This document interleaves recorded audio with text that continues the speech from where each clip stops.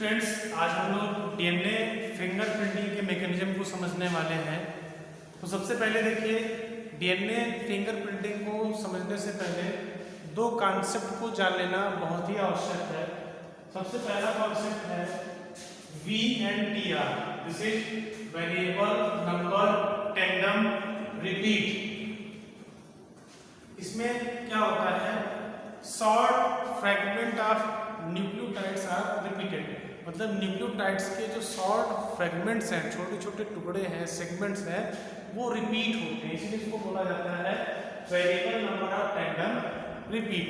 Actually ये related है codon से, क्योंकि आप जानते हैं ये जो न्यूक्लियोटाइड्स होते हैं, ठीक है, तो ये कैसे बने, इनमें ढेर सारे जेनेटिक कोड्स होते हैं जिनको आप कोडॉन के नाम से जानते हैं। तो ये कोडॉन्स का एक सीक्वेंस होता है, तो शॉर्ट फ्रेगमेंट होते हैं न्यूक्लियोटाइड्स के जो बार बार रिपीट होते हैं, और हर एक पर्सन का ये रिपीटेड यूनिट, हर एक पर्सन में क्या होता है, ये जो रिपीटेड यूनिट है ये सबका यूनिक होता है, स्पेसिफिक होता है।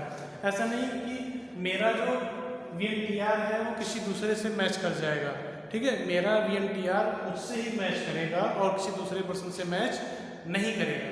सेम ऐसे ही सेकंड जो कॉन्सेप्ट है, this is the PCR।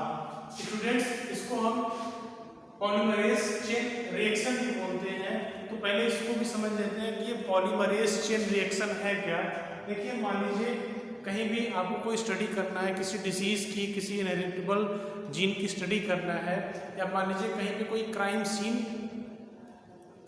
Done हो गया, ठीक है, किसी की डेथ हो गई, किसी ने किसी को मार दिया, तो उस कंडीशन में क्या होता है कि जो फोरेंसिक डिपार्टमेंट होता है वो जाएगा वहाँ पे सर्वे करेगा और सैंपल टेक करेगा, ठीक है।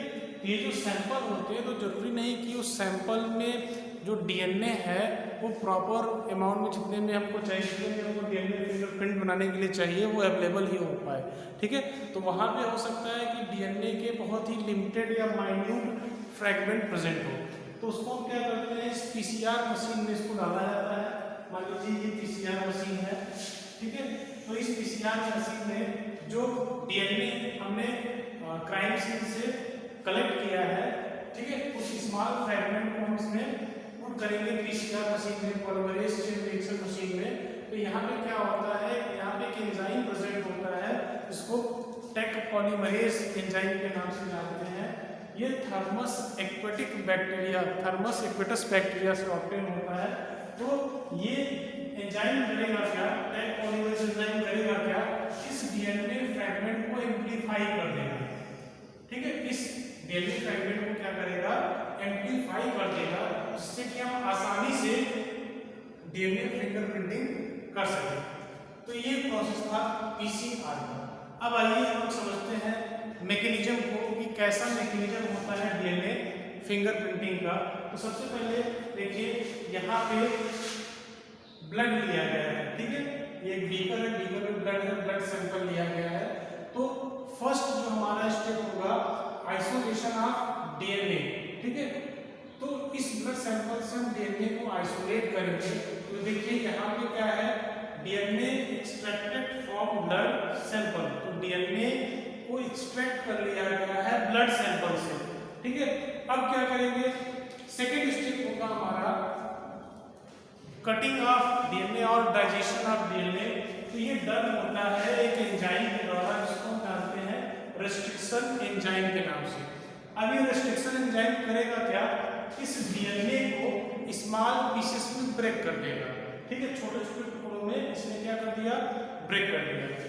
अब आते हैं थर्ड स्टेप पे। थर्ड स्टेप में क्या होगा, क्योंकि इस एंजाइम ने जब डीएनए के स्ट्रैंड को ब्रेक किया, तो उसमें क्या होगा कि कुछ फ्रेगमेंट ऐसे होंगे जो जिनकी साइज थोड़ी सी लार्ज होगी, कुछ फ्रेगमेंट ऐसे होंगे जिनकी साइज स्मॉल होगी, तो छोटे बड़े टुकड़े होंगे डीएनए फ्रैगमेंट के।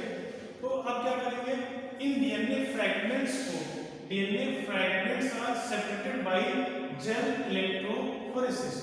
देखिए ये जो जेल इलेक्ट्रोफोरेसिस, ये भी एक प्रकार की मशीन होती है जिसमें एक जेल फिलअप होता है, जिसको हम एगारोस जेल के नाम से जानते हैं। और यहाँ पे इस मशीन में इलेक्ट्रोड्स लगे होते हैं, ठीक है, यहाँ यहाँ पे क्या लगे होते हैं, इलेक्ट्रोड्स लगे होते हैं। तो जब इस मशीन को इलेक्ट्रिसिटी प्रोवाइड की जाती है क्योंकि इसमें जेल भरा हुआ है और इस डीएनए फ्रैगमेंट को, जो कि स्मॉल पीसेस में, छोटे बड़े पीसेस में ब्रेक हो चुका है, इस फ्रैगमेंट को हम पुट कर देते हैं इस एगारोस जेल के अंदर, ठीक है, जो कि कहाँ प्रेजेंट है, जेल इलेक्ट्रोफोरेसिस मशीन के अंदर, ठीक है। हमने पुटअप कर दिया। पुटअप करने के बाद हम जैसे ही इलेक्ट्रिसिटी प्रोवाइड करते हैं इसको, तो क्या होता है, ये जो छोटे बड़े फ्रेगमेंट्स, देखिए डीएनए के छोटे बड़े फ्रेगमेंट्स हैं, ठीक है, तो ये फ्रेगमेंट्स क्या होंगे, अपने साइज के अकॉर्डिंग, मतलब स्मॉल साइज वाले एक साइड में, मीडियम साइज वाले एक साइड में और लार्ज साइज वाले एक साइड में, ये अरेंज हो जाते हैं, ठीक है। तो ये तो हो गया आपका फोर्थ स्टेप। इसमें हमने क्या देखा, ये जेल इलेक्ट्रोफोरेसिस मशीन है, ठीक है। इस मशीन में क्या होगा, एक जेल फिलअप होगा जिसको हम एगारोस जेल के नाम से जानते हैं। यहाँ पे इलेक्ट्रोड्स लगे होते हैं और इस मशीन के अंदर इस कटिंग डीएनए को, जो कि स्मॉल और लार्ज फ्रेगमेंट्स में ब्रेक हो चुका है, रेस्ट्रिक्शन एंजाइम द्वारा पुट कर देते हैं। हमने इसको पुट कर दिया। पुट करने के बाद जैसे इलेक्ट्रिसिटी प्रोवाइड करेंगे तो ये अपने साइज के अकॉर्डिंग क्या होगा, अरेंज हो जाएगा। आइए फिफ्थ स्टेप देखते हैं। तो फिफ्थ स्टेप में क्या होगा, हमें एक नायलॉन शीट चाहिए, नायलॉन की कवर चाहिए, ठीक है। सपोज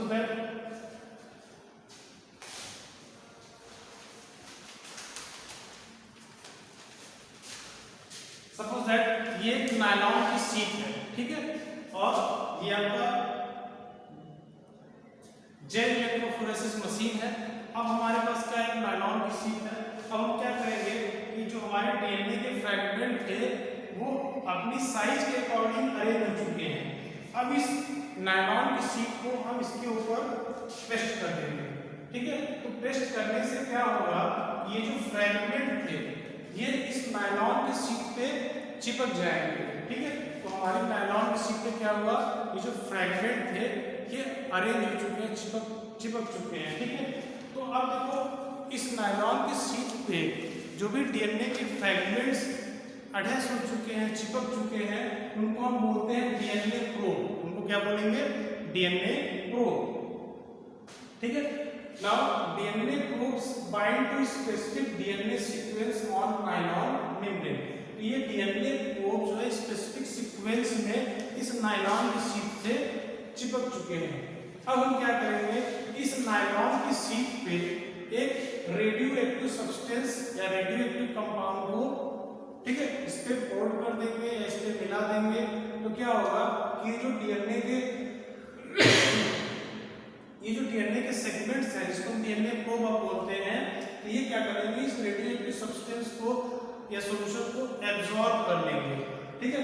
एब्जॉर्ब करने के बाद क्या होगा, इन फ्रैगमेंट्स में से एक्स रेज अराइज होगी, क्योंकि ये जो रेडियोएक्टिव सब्सटेंस था ये रेडियोएक्टिव रेज जनरेट करेगा। तो जब ये रेज जनरेट करेगा तो इसके सामने एक एक्सरे फिल्म लगी होती है। जैसे कि मान लीजिए हमारा बोन कोई फ्रैक्चर होता है तो हम जब जाते हैं डॉक्टर के पास, तो डॉक्टर हमको एक्सरे मशीन के सामने ऐसे खड़ा कर देता है और पीछे एक्सरे प्लेट लगी होती है या एक्सरे की फिल्म लगी होती है और कुछ समय के लिए एक्सरे हमारी बॉडी पे पास किया जाता है। तो उसका इमेज, हमारे बोन्स का जो इमेज है वो एक्सरे प्लेट पे बन जाता है। सेम वैसा ही प्रोसेस इसमें भी होता है। इसमें क्या होगा, जब इन डीएनए प्रोब्स में रेडियोएक्टिव सब्सटेंस मिक्स किया जाएगा तब क्या होगा कि इन फ्रैगमेंट्स में से रेडियोएक्टिव रेज जनरेट होगी और इसका इमेज पीछे रखी जो फिल्म है, जिसको एक्सरे फिल्म के नाम से जानते हैं, उस पर इसका इमेज बन जाएगा। यही इमेज होता है VNTR, जिसको हम वेरिएबल नंबर टेंडम रिपीट बोलते हैं। तो ये हर एक पर्सन का स्पेसिफिक होता है, किसी भी पर्सन का VNTR किसी दूसरे पर्सन से मैच नहीं करता है। तो यही है आपका DNA फिंगर प्रिंटिंग, ठीक है। तो अब